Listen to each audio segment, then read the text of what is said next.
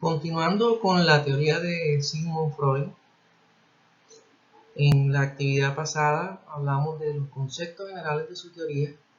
Hoy vamos a abarcar la primera etapa del desarrollo psicosexual de Freud.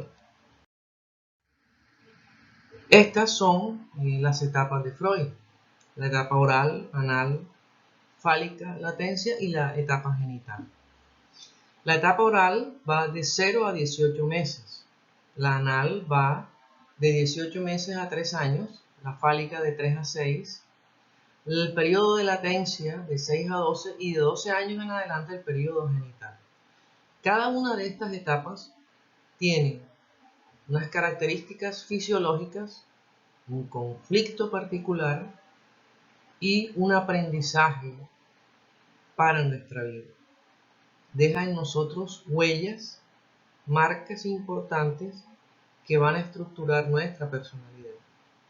De los 0 a los 5 años, para Freud es muy importante porque es la época donde se estructura el carácter, se estructuran las bases de nuestra personalidad, lo que nosotros vamos a hacer. Y es muy importante lo que sucede. Durante muchos años se le restó importancia a la primera infancia. Se pensaba que los niños no tenían la capacidad de entender el mundo, que no tenían capacidad de asimilar, y lo que les sucediera no era significativo. Que cuando adultos, después de los 7 años, que podían hacer la primera comunión, era cuando empezaban a entender lo que sucedía a su alrededor. Esto es totalmente falso. Uno de los grandes aportes de la teoría de Freud es darle el estatus que le corresponde a la infancia. Es un periodo muy importante, es el caldo nutritivo o de la salud o de la enfermedad, por eso es importante entenderlo. ¿Cuál fue uno de los grandes aportes de Freud? De muchos de los que dio. Las primeras nociones de la sexualidad aparecen en el lactante. Cuando él dijo esto, hace muchísimos años, en 1885, cuando empezó sobre los 3 ensayos para una teoría sexual, la gente, los científicos de la época, se le vinieron encima, criticaron su teoría, como si nosotros no fuéramos seres sexuales desde nuestra concepción incluso. Pero Freud lo marcó desde el lactante.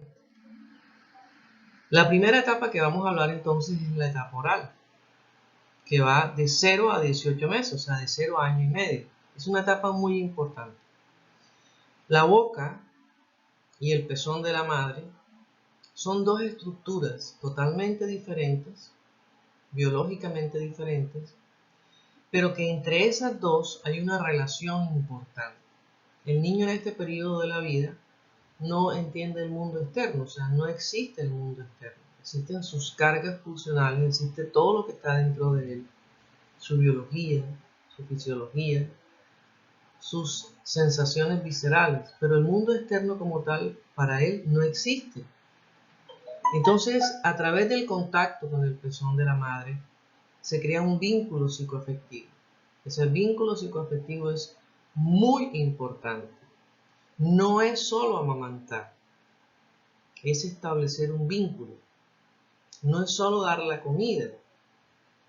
Ya hace muchos años René Spitz, un psicólogo, hizo un estudio en el primer año de vida del niño, y en un orfelinato a unos niños los alimentaron colocándoles solamente el biberón en la cuna, de niños de esta edad, y a otros los amamantaron madres sustitutas.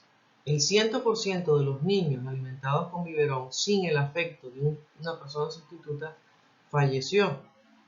Esto le costó a él hasta la cárcel.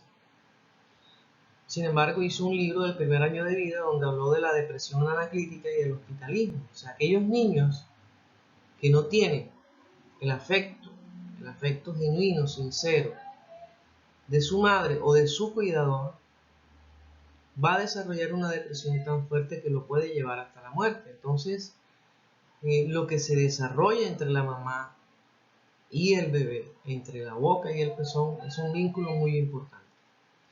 ¿Qué debemos tener en cuenta en cada etapa del desarrollo? Vamos a ver la zona erógena.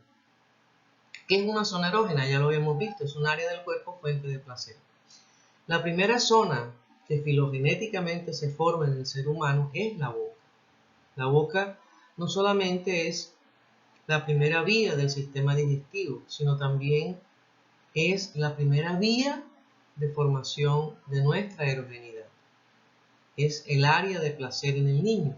Es una de las principales zonas del cuerpo a la hora de explorar el entorno y los elementos. El niño con la boca se conecta con el mundo. Por eso todo se lo quieren llevar a la boca, todo lo quieren succionar y más adelante todo lo quieren morder. ¿Dónde está el placer? El placer a través de la boca, ¿qué le genera al niño? Una gran satisfacción. Hay unas demandas internas, hay unos instintos, unos impulsos internos que tienen que ser satisfechos. ¿Cómo los satisface? A través de la succión y a través de el morder. Ese es el placer principal. Pero también cuando el niño es un niño cuidado, mimado, de manera oportuna, de manera suficiente, es un niño que va a desarrollar un sentimiento de seguridad básica. ¿Por qué se llama seguridad básica? Porque es indispensable para el desarrollo del niño. Sin estas bases de sentirse amado, sin entender lo que es el amor. Por eso Cupido lo muestran en la mitología ciego, el dios del amor es ciego. ¿Por qué? Porque el niño no sabe que lo aman, pero siente que lo aman.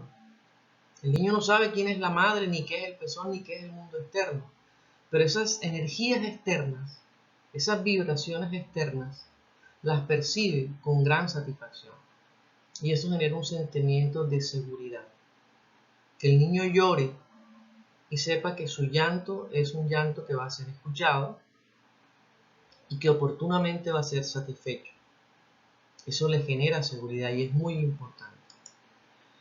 ¿Cuál es la principal actividad de los niños? En este periodo las actividades básicas son las actividades alimentarias, son los hábitos alimentarios. Y a través de los hábitos alimentarios y de dos conductas básicas de la alimentación en el niño, que son la succión y la masticación, se entrelazan los instintos, se entrelazan las energías. Por eso nosotros cuando comemos no solamente alimentamos nuestro sistema fisiológico, nuestro estómago, nuestro cerebro, sino que también alimentamos nuestra psique. Ser alimentados es ser amados. Por eso cuando una persona quiere seducir a alguien, quiere convencerla de algo, o un político quiere hacer campañas, hace una gran olla de alimentos comunitarios, o un tipo, una tipa que quieran seducir, invitan a alguien a comer, porque el comer es una forma, ojalá fuese siempre así, una forma de dar afecto. Entonces, la libido en esta época, ¿dónde está depositada? En la boca. Los primeros intentos de las demandas de la libido se observan a través de la succión. Si por cualquier motivo, por exceso de gratificación o por una frustración muy drástica, se puede haber afectada esta capacidad, se puede haber bloqueada esta capacidad de experimentar placer y se van a producir grandes fijaciones. Ya lo vamos a ver más adelante. Entonces, en la etapa oral, ¿qué vamos a ver? Vamos a ver que esta etapa se divide en dos subetapas. En una primera etapa que va de 0 a 6 meses, que también recibe otro nombre, se llama etapa pasiva, incorporativa o etapa de succión. Y otra etapa que se llama etapa oral secundaria, u oral activa, u oral sádica o canibalística, por características que ocurren en estos periodos de la vida. La boca entonces, como vemos aquí, es una gran zona erógena. Hay una primacía de la zona erógena que es la boca. ¿Qué pasa de 0 a 6 meses? Es la apertura de las zonas erógenas, es la primera que aparece. Es muy importante. ¿La satisfacción cuál es? Succionar, chupar, es un reflejo. Pero el reflejo, que es algo fisiológico, innato y transitorio, pasa a ser la herramienta a través de la cual el niño empieza a satisfacer, a sentir placer. ¿Cuál es el principal conflicto? Cuando va terminando la etapa oral primaria, alrededor de los 6 meses, hay que suspender, por muchos motivos, la alimentación con seno materno. Ya esa es una leche que no tiene todas las propiedades ni los nutrientes que un niño en pleno crecimiento, que en esta época crece muy rápido, necesita. Y también porque psíquicamente hay que colocar un límite con el cuerpo de la madre. El primer límite genera una gran frustración, se genera el destete y es el primer conflicto que hay. Más adelante lo vamos a tocar. ¿Cómo se comunica un niño en la etapa oral primaria? Un niño que simplemente el llanto es una reacción ante una sensación interna de insatisfacción, de dolor, porque el niño al experimentar hambre va a experimentar displacer, va a experimentar dolor. Y esta sensación de dolor también se va generando en su memoria, no solamente la sensación de placer, sino la sensación de dolor. Pasamos a la segunda etapa, oral secundaria, de 6 a 18, o sea, de 6 meses a año y medio. ¿Qué es importante en esta época? La aparición de los dientes. Tiene que existir también el destete, porque la potencia de los dientes en los niños es muy fuerte y puede destruir y arrancar un pezón. Pero también porque la salida de los dientes está diciendo que el niño necesita otro tipo de alimentos. Necesita conocer el mundo de otra forma. Ya es un niño que entiende el mundo de manera difusa, pero ya el mundo existe para él. Entonces el placer pasa de la succión a masticar y devorar. Siguiendo con el mismo ritmo de las dos subcategorías, la primera, como vemos en el dibujo acá, succión, y la segunda, masticación, porque ya están los dientes. ¿Qué área incluye la zona erógena oral? No solamente son los labios. El área oral incluye varias cosas. Este estadio bucal incluye órganos aéreos digestivos. Hay una encrucijada de aéreo digestivo. Interesa la presión de los labios, interesa los dientes, la deglución, el emitir sonidos. Los primeros sonidos de los niños, ¿cuáles son? El balbuceo.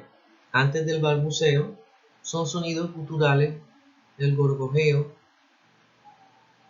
que la mamá, por el afecto, aprende a identificarlos. Aprende a identificar el llanto, porque el amor genuino otorga el conocimiento de la necesidad del otro. Entonces la mamá aprende a diferenciar a través de esa comunicación del bebé, una comunicación totalmente paraverbal, lo que el niño necesita. Una madre sana es una madre que identifica las necesidades del niño y eso lo hace que desarrolle un sentimiento de seguridad básica. Entonces estos órganos aerodigestivos incluyen todo el aparato digestivo, incluyen las vías respiratorias, incluyen los órganos implicados en la fonación, los sentidos y la piel. ¿Qué es zona erógena? Es todo el área que está alrededor de la boca, la piel, el sentido del gusto, la emisión de sonidos. Por eso vamos a ver que la etapa oral sádica tiene que ver con la capacidad de adquirir el lenguaje materno. Por eso se llama lenguaje materno. No es el lenguaje de la mamá, es la lengua materna. Después vamos a ver eso. En la etapa oral sádica, que es una etapa más avanzada, ya el niño diferencia el mundo externo. Aparece otro tipo de pulsión, que es la pulsión agresiva. Hay un ímpetu interior que tiene que descargar esa tensión agresiva y él tiene que morder. Por eso él necesita morder y la mamá tiene que dejarlo que muerda. Por eso tiene que darle alimentos que él pueda morder en esta etapa. Es muy importante porque se le permite el aprendizaje de la lengua materna. Los niños que no mastican se demoran en adquirir el lenguaje. La capacidad de poder poner a funcionar los músculos maceteros, de triturar especialmente del lado izquierdo y del lado derecho. Hay niños que les enseñan a comer mal y comen solo de un lado, aparte de que daña la configuración de la mordida y la forma de los dientes. Los niños deben aprender a masticar porque eso lo va preparando para el lenguaje. Entonces los niños que hablan tarde ya son niños que van teniendo, si no tienen ninguna alteración fisiológica, son niños que ya van teniendo alguna dificultad en la etapa oral del desarrollo. Bueno, ahora vamos a definir un poco cada una de las etapas. Vamos a empezar la etapa oral. ¿Qué es un bebé? ¿Qué es un recién nacido? Sabemos que es un ser humano, que es algo muy valioso. Suponemos que viene como fruto del amor de los padres, que debería ser así. Que es un ser que debe ser planeado, no improvisado. Cuando tú estás en tu casa, tú puedes querer mucho a un amigo o un familiar, pero si esa visita viene sin ser planificada y tú no estás preparado para esa visita, puede ser considerada inoportuna. Terminas aceptando lo que entre y terminas queriendo y disfrutando la visita, pero fue inoportuna y hubo una sensación desagradable en un primer momento. Por eso los hijos que vengan al mundo deben ser queridos y deseados antes de la concepción. Como dice la Biblia, nosotros fuimos deseados antes de la concepción del mundo. Y eso es muy importante, psíquicamente. Entonces, ¿esta criatura qué es? ¿Qué es un niño? ¿Qué es un ser vivo? ¿Qué somos nosotros cuando estuvimos pequeños? Una cantidad, un puñado de anatomía y de fisiología, con un gran potencial para desarrollarnos, con una personalidad y una tendencia al desarrollo y al crecimiento. Todos tenemos implícitamente la capacidad de crecer, de madurar y de desarrollarnos. ¿Qué necesitan los niños? Necesitan los cuidados maternos o, si no es la mamá, porque murió, del sustituto, de la persona que cuide al niño y de un medio ambiente facilitador para ello. No basta con querer, sino con demostrar el querer, con explicitar el querer. Te ven muchas mamás que dicen que aman a sus hijos, pero con quien menos comparten es con sus hijos. Y eso lo siente el bebé.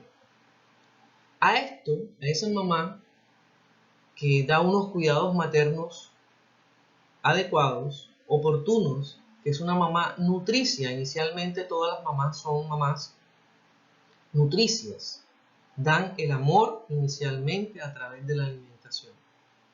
Por eso añoramos cuando nos vamos de viaje, añoramos mucho la alimentación de la casa, no porque sea gourmet o sea la mejor, sino porque es la alimentación que nos asocia con el amor de nuestra madre. A esta mamá buena se le llama la madre suficientemente buena. El niño depende al 100% de ella. El niño, si tiene sueño, llora para que lo apachichen, lo apapachen. Si tiene sed, llora para que le den agua. Si tiene hambre, la mamá buena es aquella que sabe diferenciar que cuando llora y tiene sed, le da líquidos. Que cuando llora porque tiene un dolorcito de estómago, lo coloca en una posición adecuada para que sus intestinos funcionen de la manera adecuada. Que cuando tiene sueño, lo apapacha para que duerma. Pero hay mamás que el niño pide agua y le cambia el pañal. El niño tiene sed y lo que hace es que lo arrulle para que duerma. El niño tiene hambre y lo que hace es que le cambie el pañal. Esa cantidad de desatinos, que obviamente van a ocurrir, pero si son la pauta, el niño se va a crear con una gran frustración. La madre debe atinar, cuando tú amas, debes atinar y satisfacer las necesidades del otro. Continuando con esta idea, el niño, ¿qué es un niño? Ya dijimos que era un puñado de de órganos y de funciones. Él está en una comunidad pulsional intercorporal, o sea, él está conectado con sus vibraciones senestésicas, con sus sistemas funcionales orgánicos, y eso es lo que él siente, lo que él vive. Él no entiende el mundo externo, pero sí necesita el mundo externo. El niño y sus propias sensaciones. ¿Qué es lo importante? La boca en este momento. Dijimos que era el primer órgano libidinal que se forma. La boca entra en contacto ¿con qué? Con el pezón de la madre. En este encuentro de dos ritmos diferentes, un ritmo biológico del niño y una madre que aporta el ritmo exterior, que debe respetar el ritmo biológico de los niños, pero que debe satisfacer las necesidades del niño. Este vínculo psicoafectivo es lo que va a permitir que se haga la apertura de la zona erógena oral y es lo que va a permitir que el niño empiece a formar sus primeras huellas némicas. ¿Qué significa esto? La experiencia del contacto con el pezón, porque todavía en este momento no está inscribiendo a la mamá como un todo, sino se conecta con el pezón, va formando las primeras huellas. Huella anémica quiere decir los primeros recuerdos. Se va inscribiendo, se llama huella anémica porque es una marca que queda en nuestro aparato mental y se llama recuerdo. ¿Qué es el recuerdo? Es una recreación de la realidad externa en este momento, de las vivencias que está teniendo el niño. Entonces se inscriben dos cosas. Hay una huella anémica de un objeto externo, pezón, algo que existe en el mundo externo, que después lo va a llamar mamá, que después va a ser algo muy importante en nuestras vidas. En este momento se inscribe la imagen de un objeto y movimientos placenteros de descarga. O sea, cuando el niño succiona, se alimenta, se siente fantásticamente bien. Por eso en el argot popular decimos barriga llena, corazón contento. El niño se siente feliz. Son dos inscripciones importantes, que existe un objeto externo y que hay una sensación de descarga placentera. Entonces, resumiendo esto, dos aspectos importantes: la actividad aeroerótica del lactante, ¿verdad? La sensación de placer con la boca, y una relación anaclítica, o sea, una relación de afecto poderosa, psicoafectiva, que se establece con la mamá. Importante para la vida psíquica del niño. Muy importante para la vida psíquica del niño. Bueno, el primer objeto es el pezón, su madre. Hemos dicho que se arma huellas némicas, ¿sí o qué? Huellas némicas, ¿qué es? Recuerdos, marcas. Es como en el libro de la vida del niño empiezan a hacerse registros de las cosas que ocurren en su mundo. Son las primeras percepciones importantes del niño. Estas huellas némicas es lo que queda como registro de sus percepciones. El niño va a tener dos vivencias. Una de satisfacción placentera cuando es alimentado, pero también hay una vivencia de dolor. La satisfacción y el dolor son implícitos a la naturaleza humana. ¿Qué produce el dolor? La sensación de hambre. Él no entiende que es hambre, pero siente un displacer. Ese displacer es la vivencia de dolor. Entonces, esta vivencia de satisfacción, que es indispensable para que él desarrolle su sentido, su seguridad básica, deja tres huellas: la imagen de un objeto, el pezón en ese momento, la imagen de un movimiento y la sensación de descarga placentera. Es muy importante. Esto es lo que da lugar a la representación del deseo.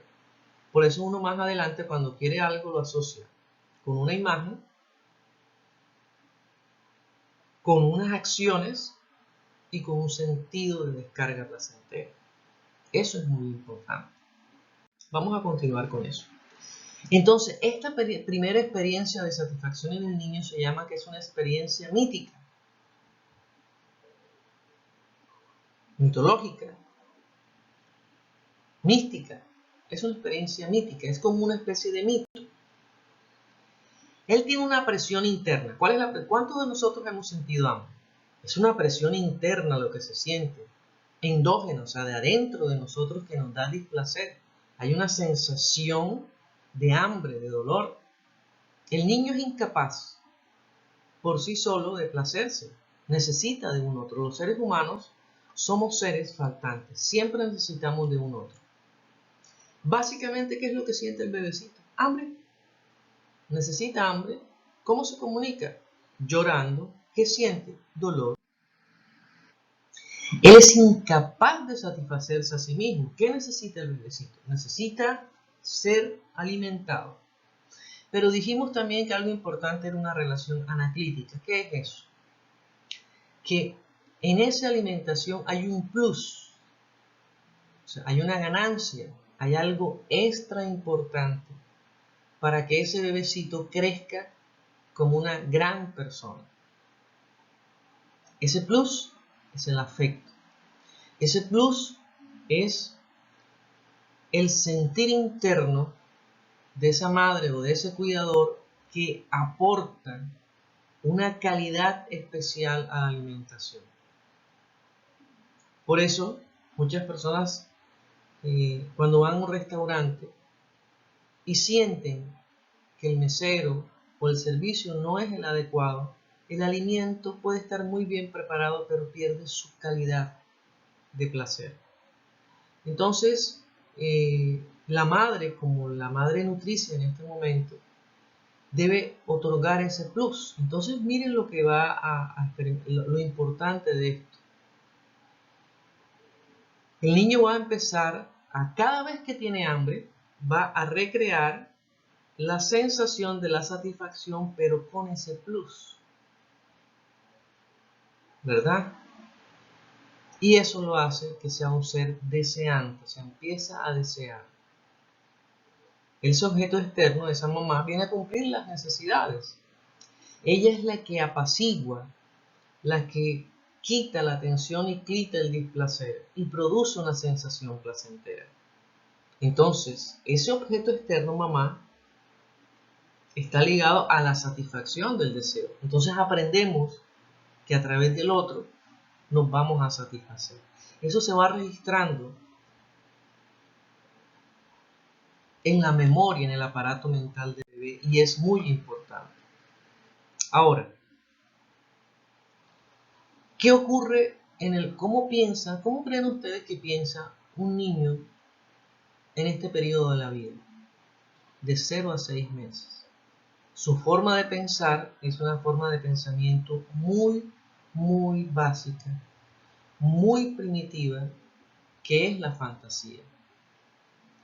Cuando el niño tiene un aumento de deseo, está dormido y de pronto empieza a sentir hambre, inmediatamente viene a su mente la imagen del objeto del deseo, la cual va a producir una satisfacción alucinatoria.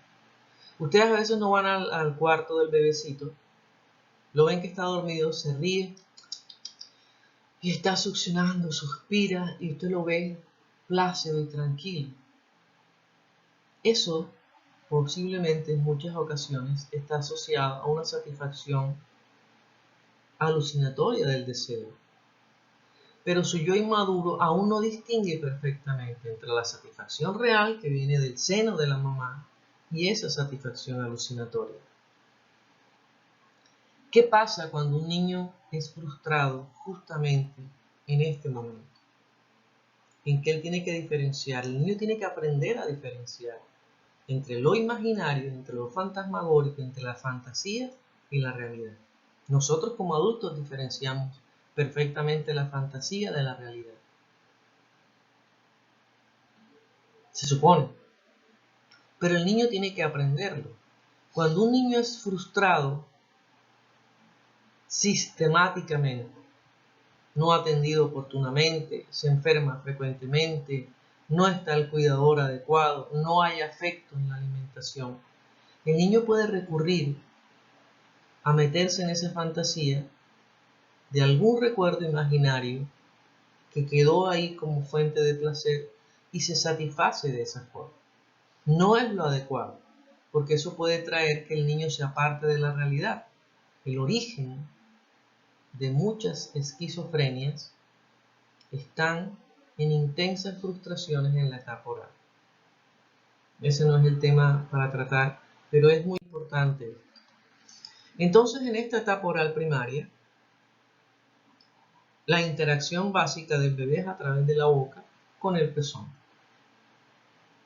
Gracias a esas actividades satisfactorias como es la degustación y la succión, el niño aprende a ir creando huellas de recuerdo. El niño es totalmente dependiente, pero tiene que aprender a desarrollar una confianza. Una confianza en su cuidador a saber que oportunamente va a tener la satisfacción que quiere. Y eso genera en el niño mucha seguridad. Niños con grandes privaciones o con excesos de cuidados van a crecer como adultos con fijaciones en estas etapas. Entonces usted ve, por ejemplo, personas que son muy apegadas a la bebida, a la hiperfagia, a comer mucho, a la necesidad de fumar o a la necesidad de besar, son extremadamente dependientes e inseguros. Es porque tienen grandes fijaciones en estos periodos de la vida. Los niños aquí deben tener la garantía, la certeza de la satisfacción oportuna, porque si no la tienen, va a generar fijaciones. Entonces se forma lo que es el erotismo oral. La primera forma de experimentar placer es el erotismo oral, en la formación de nuestro carácter. ¿Cómo es la forma de comunicación, de interacción? Es incorporativa. El niño incorpora el mundo, el niño se traga el mundo, el niño succiona el mundo. Eso es muy básico. Hay un placer en la succión, hay un placer de dar y de recibir. Cuando el niño succiona el pezón, también da afecto y recibe afecto. Eso es muy importante. Hemos dicho que si hay fijaciones en esta época van a ser personas inmaduras, poco optimistas, desconfiadas. Y si es en el periodo oral sádico, vamos a tener personas extremadamente agresivas y sarcásticas, vulgares. Más adelante veremos eso. Ahora vamos a la etapa oral secundaria, la última etapa de la etapa oral, de 6 a 18 meses. ¿Qué tiene que ocurrir en esta época? Tiene que ocurrir el destete. ¿Por qué? Porque miren los dientes que ya están saliendo. Con la aparición de los dientes, tienen que haber cambios significativos en la dieta y en los comportamientos de la madre. El niño en este periodo empieza a desarrollar un concepto básico que es el concepto de ambivalencia. ¿Qué significa eso?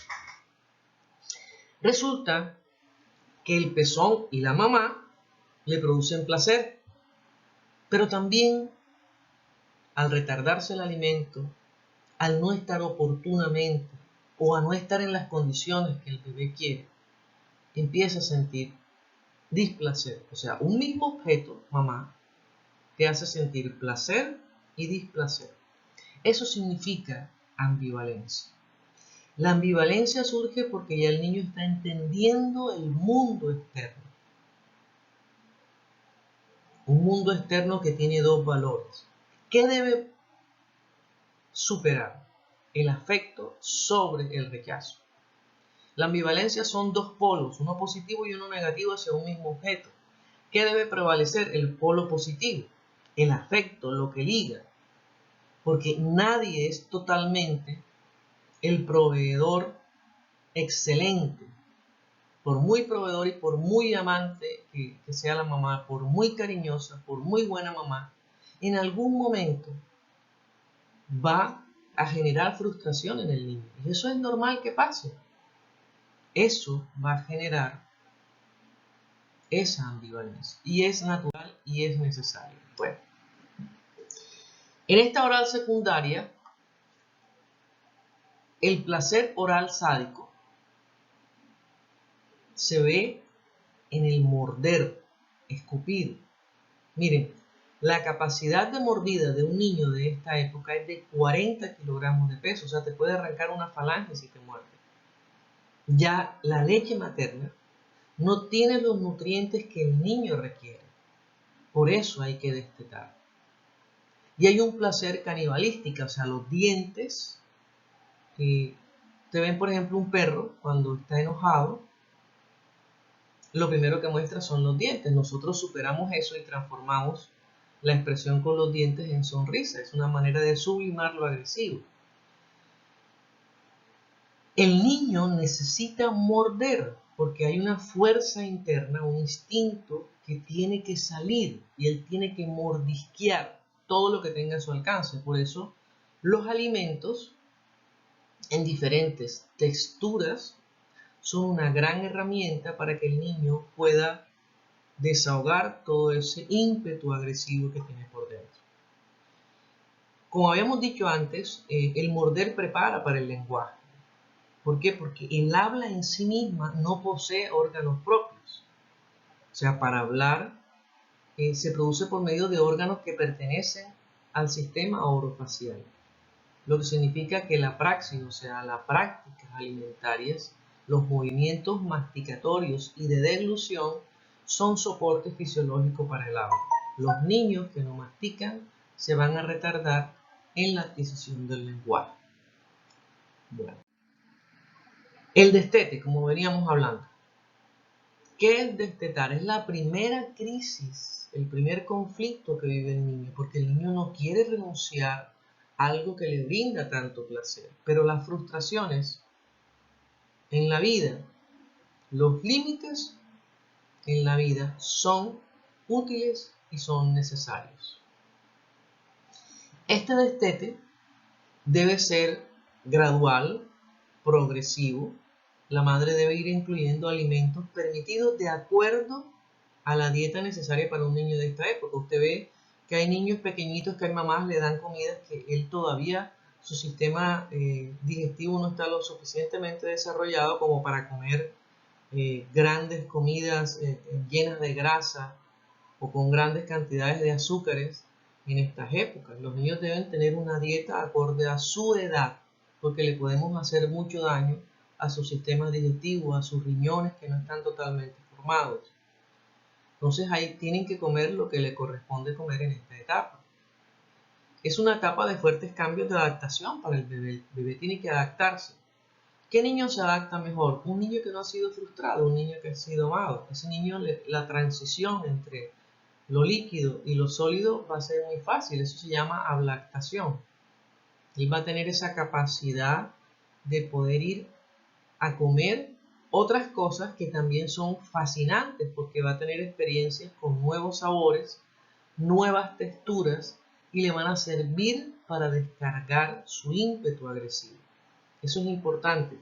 Las mamás que no permiten la lactación, que continúan alimentación con tetero 4 o 5 años, que no destetan al bebé, que siguen pegados a la teta, son niños que van a ser más inseguros, más dependientes, porque lo que les va a dar la seguridad es la permanencia y la constancia del objeto, no el aprendizaje con nuevas experiencias en el mundo.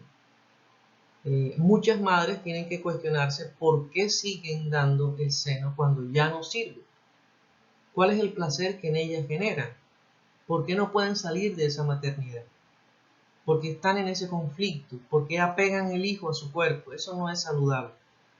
Pero ese es otro tema más adelante. El mantenimiento de la lactancia más allá de lo habitual y sin una alimentación complementaria adecuada lleva a una insuficiencia nutricional en el niño. El niño debe comer a partir de los 6 meses otro tipo de cosas. Entonces hay que suspender la alimentación materna a los 6 meses. La lactación, de lo que veníamos hablando, hay que ir sustituyendo seno antes de los 6 meses con leche maternizada, o sea, con leche que viene especialmente para bebés de esa edad. Hay que considerar nuevos nutrientes, por ejemplo, la secreción láctea de la madre en su momento más óptimo no supera los 700-800 mililitros de leche al día. Y el niño un niño de 6 meses necesita más de esa cantidad de leche. La leche materna no tiene ni los minerales ni las proteínas que el niño necesita, ni la leche tiene la textura de los alimentos que él necesita para poder masticar, para mover la boca. Necesita sopa, que es otra forma de líquidos. Algunas mamás cogen y le licúan todo al niño. Yo no sé para qué hacen eso. Deben darle cositas que él pueda tragar. Que se pueden ahogar. No, no se va a ahogar. Por eso necesita la supervisión. Los niños pequeños necesitan supervisión 100% de los padres. Si usted no puede cuidar, no para. Porque el niño necesita al 100% a un cuidador. También hay que darle natillas, papillas. Hay muchas que venden en los supermercados, pero desde chiquito estamos bombardeando al bebecito con cantidad de cosas que vienen procesadas y eso empieza a afectar los riñones. Es preferible que las madres preparen de la fruta, hagan sus papillas. Eso no es nada difícil. Pueden ir cambiando a dietas semi blandas o blandas, por ejemplo el huevo es blando, o pueden ir ya a dietas duras, por ejemplo ponerle una zanahoria para que empiece a darle con la encía, porque ellos tienen una sensación interna que los obliga a masticar, a rozarse, porque los dientes están debajo de las encías, pero ellos están brotando, entonces necesita que el niño le dé ahí, pero lo ideal es que sea con frutos naturales, no con rascadores artificiales de plástico, de silicona, ni con chupos, ni nada de eso. Todo lo que es de la naturaleza, Dios nos lo dio porque es justo lo que necesitamos. ¿Qué pasa si el niño no recibe lo que necesita en el momento oportuno? Se producen fijaciones. ¿Se acuerdan que habíamos visto que una fijación es un estancamiento? Es un bloqueo de la libido que tiene que traspasar a otras áreas, pero se encuentra estancada ahí. Es como cuando en una tubería hay un pedazo donde hay una fuga. La cantidad de agua que debería salir por el chorro va a ser mínima. Entonces lo que él va a aportar después en otras etapas del desarrollo va a ser mínimo porque hay un estancamiento, hay una fuga, hay un conflicto. Si hay un destete brusco, que no debe ser brusco, debe ser paulatino, el niño va a quedar con grandes frustraciones. O también por exceso de gratificación. Mamás que dan el seno, mejor dicho, como si el niño fuera oral toda la vida. Entonces vamos a encontrar, por ejemplo, alcoholismo. Por eso el alcohólico va a ser alcohólico toda la vida. Porque su carácter está arraigado en un erotismo de tipo oral. Pero puede dejar de tomar si lo supera, pero sigue siendo alcohólico. El tabaquismo, un flagelo de la humanidad. Por el tabaquismo ha muerto más gente que por el coronavirus. Y sin embargo, nadie hace nada con eso. Y también puede aparecer la onicofagia, o sea, morderse las uñas, comerse las uñas y muchas otras alteraciones, vamos a ver más adelante, con relación a este periodo. ¿Qué puede pasar? Hay un intenso sentido de dependencia. Usted ve personas, parejas de jóvenes, que creen que amarse es estar todo el día juntos. Eso es dependencia patológica. El sentir la cercanía de las personas es una condición madura. Pero como hay fijaciones orales, como hay unas fugas por ahí, no llegó a ser esquizofrénico, pero sí con neurótico, con algunas fugas por ahí. Entonces aparecen todo este tipo de problemas. Personas muy pasivas no participan en clase, otras muy ávidas, excesivamente demandantes, son solicitantes, se desesperan, no tienen tolerancia a la frustración. Personas con dificultades en la alimentación, con verborrea, o sea, son vulgares, tendencias al mutismo, se quedan callados. Pueden tener alteraciones en el área bucal, inadecuada implantación de los dientes, halitosis, mal olor, pueden estar con infecciones en la boca y también personas muy agresivas, que es muy común que aparezca en este periodo. Pero Si una persona sublima esa agresión inicial de la etapa oral, es decir, si transforma esa agresión en algo adecuado y socialmente aceptado, va a tener grandes beneficios, como por ejemplo la capacidad de adquirir conocimientos. Recuerden que adquirir conocimientos es algo incorporativo, como el mecanismo inicial incorporativo, que es el que tiene el niño en la etapa oral. La capacidad de desarrollar idiomas, de hablar perfectamente, de seducir con el discurso oral. Personas que tienen habilidades por el canto. Y hay otras características más, pero en términos generales, la capacidad de sonreír y de besar. La capacidad de degustar sanamente los alimentos y de desarrollar oportunamente el lenguaje. Muy importante esto en la etapa oral. Bueno, ya aprendimos estos dos conceptos